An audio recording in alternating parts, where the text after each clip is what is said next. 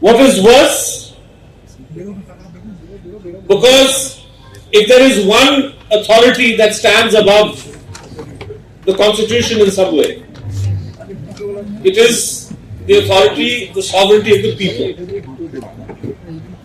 And people assert their sovereignty in multiple ways. In an electoral democracy, they cast a vote. But the true expression for sovereignty as an expression to have any meaning, it has to be continuous. You can't reduce the sovereignty of people to the decision to vote once every 5 years. In a democracy, in a republic, citizens have the right to hold their elected representatives accountable. They have the right to demand and expect that public affairs, government policies are conducted on the basis of legality, on the basis of the Constitution. And when this does not happen, they have the right to speak, to criticize, to raise questions. Friends, today we are in a situation where one of the most fundamental rights that every citizen cherishes, which is the right to free speech, this right today is under grave threat.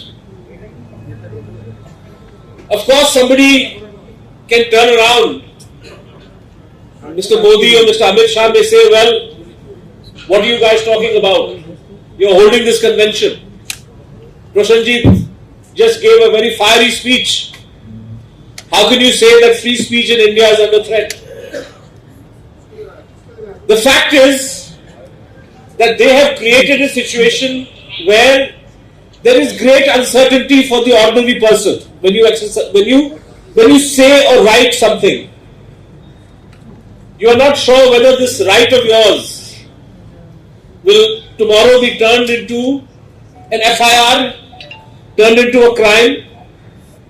There's a joke I never tire of telling about Idi Amin in Uganda.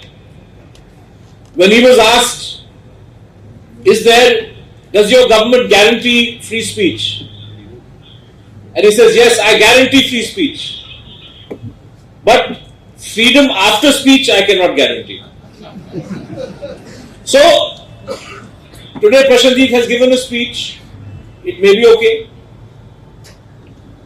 But in some college gathering, in some rural district of West Bengal, or maybe a college professor writing a Facebook post in Haryana, exercises their freedom of speech, says something that is their right to say, and the next thing you know, आप पे जो है case लग जाता है.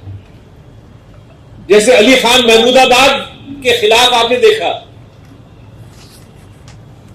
कि Facebook पे लिखा क्या उन्होंने संविधान की रक्षा की बात की.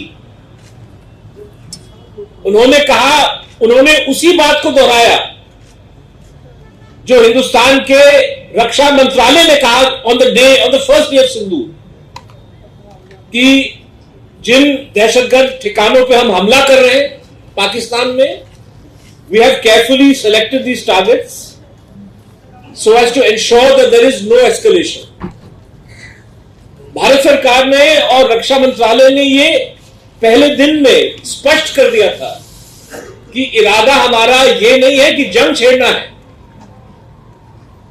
लेकिन जो आतंकवादी ठिकाने हैं उनको खत्म करना है, ये हमारा इरादा है, ये ऑपरेशन सिंदूर का मकसद है. और अली खान महमूदाबाद ने लिखा कि भाई जो लोग people who are getting carried away and demanding that there should be full war, they don't understand what war is. They don't even understand what is the official position of the government of India.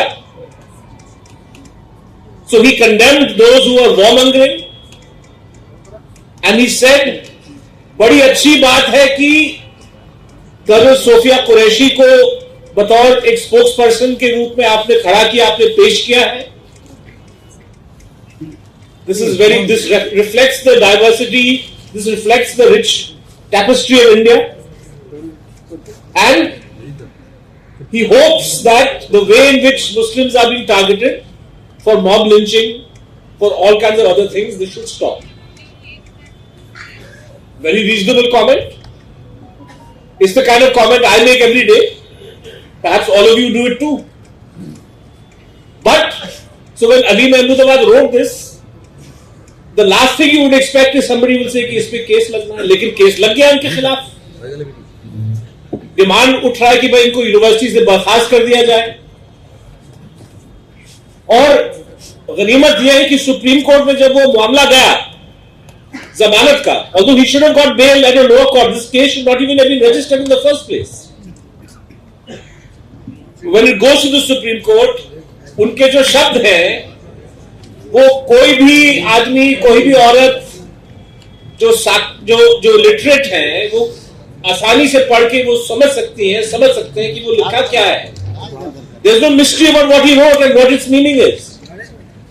But the judge said in his wisdom that there should be a committee of policemen to understand what it is that he wrote. If it takes a Supreme Court judge and 3 senior police officers to understand what he wrote, on what basis was he arrested in the first place? कहने का मतलब कि आज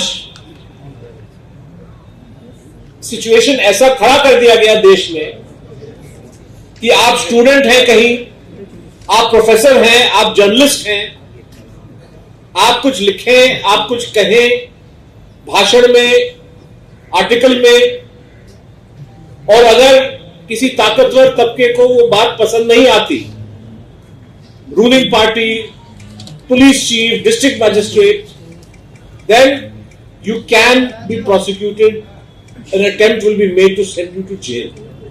और ऐसे बहुत सारे मिसाल हैं हमारे साथ. Siddiq Kappan, you must have heard his name. What was his crime? He was a journalist, a Malayalam journalist who was trying to go to Hathras in Uttar Pradesh to report on the gang rape and killing of a Dalit woman. इस story को सारी media ने cover किया. इतनी शर्मनाक, दर्दनाक story थी ये, लेकिन शायद उत्तर प्रदेश सरकार को लगा कि नहीं अब बहुत हो गया है. So before Siddiq Kappan could even get to Hathras, he is arrested. Fake case of terror is put against him. और जनाब उसको 2.5 साल लगे.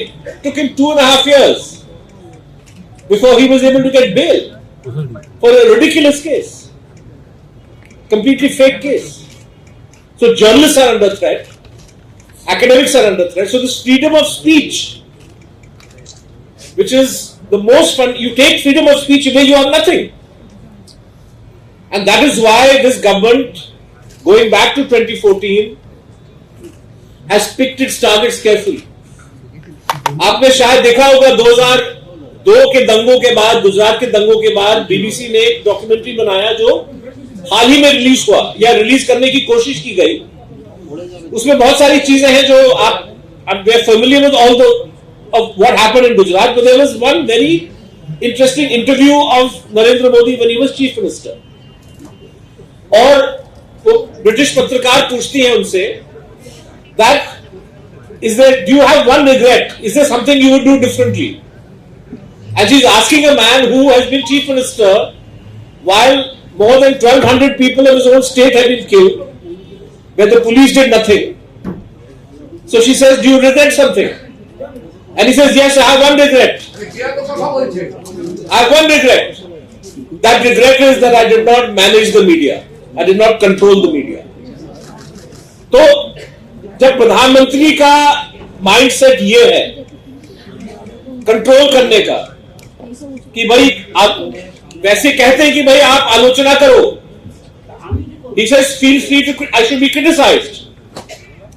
But when questions are raised, when criticism is made, all his loyal supporters look to see how can we silence the person asking that question.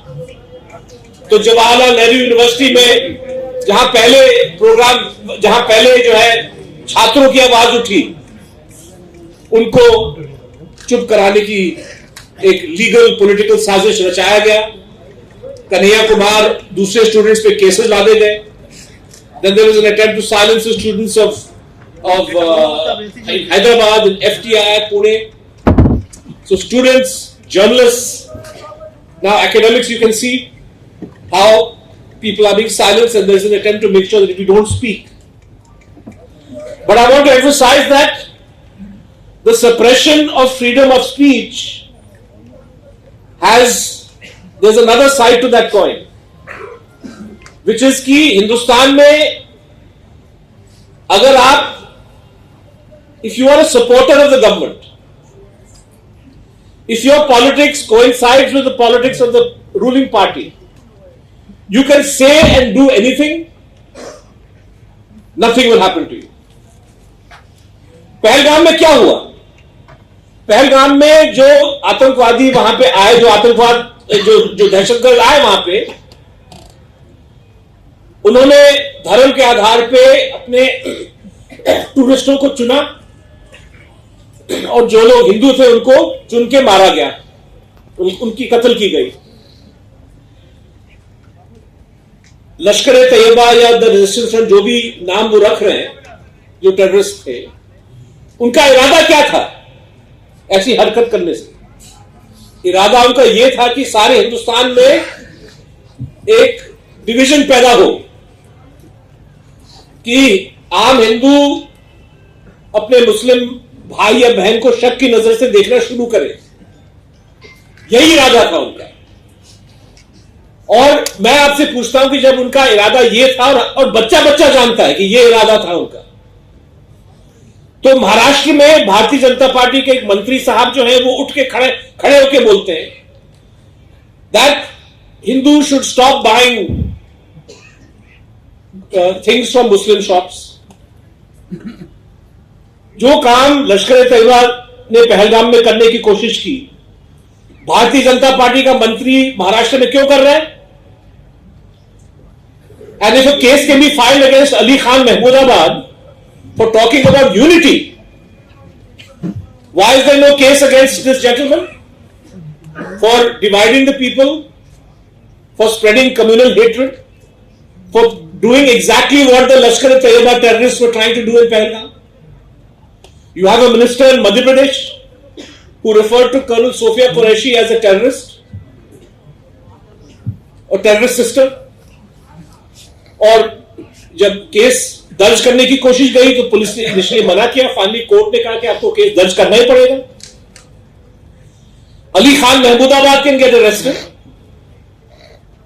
For praising Sofiya Qureshi and saying the government should now implement this widely so that stop this targeting of Muslims. Ali Khan can get arrested, but this minister in Madhya Pradesh who called Sofiya Qureshi a sister of terrorist, he is roaming around free. A website like The Wire, which you all know, I'm sure, and you read, an attempt was made to block us for one day because we were reporting objectively and factually about what was happening in Operation Sindoor. हमारे website की आवाज को एक तरह से चुप कराने की कोशिश की गई, लेकिन जो बड़े बड़े चैनल हैं जो आए दिन झूठी खबर फैलाते हैं, और ऑपरेशन सिंदूर के दौरान channels that were saying the Indian Navy has destroyed Karachi port, that Indian soldiers have entered, मतलब उनकी ऐसी खतरनाक नकली न्यूज थी जो आप समझ सकते हैं कि एक मिलिट्री सिचुएशन में जब आप ऐसा न्यूज फैलाएंगे तो भारत को और भारत के सैनिकों को खतरा पैदा कर रहे हैं। उन पे कोई कार्रवाई नहीं, उनको खुला छूट। So what you have, and I'll come to the end of what I wanted to say, that when we talk, when we are saying save the constitution, save India, save the country, this cannot be done unless we have absolute clarity that first and foremost, of course, all the issues in the resolution are important, against mixing of religion and politics, for example, about the need for discussion, debate in parliament. ये बहुत जरूरी चीज है। अगर parliament में चर्चा और debate नहीं हो सकता तो और कहां कीजिएगा? लेकिन सबसे अहम, सबसे जरूरी बात यह है कि आम नागरिक, आम शहरी की आवाज, इसको दबाने की जो कोशिश की जा रही है, जब तक हम इसको मिलजुल के अपोज नहीं करेंगे, until we stand firm that we will not allow the voices of ordinary people to be silenced, we will not allow dissent to be criminalized, we will not succeed in defending the Constitution. At the same time, we have to stand firm against all of these political leaders who are using religion. They may be in different parts of India, they may be in West Bengal, who are trying to divide people on the basis of religion, trying to build their political support by pitting Hindu against Muslim, Muslim against Hindu. If we want to save this country and save the Constitution, we have to stand firm against all of these criminal attempts to divide and polarize the people. Thank you very much.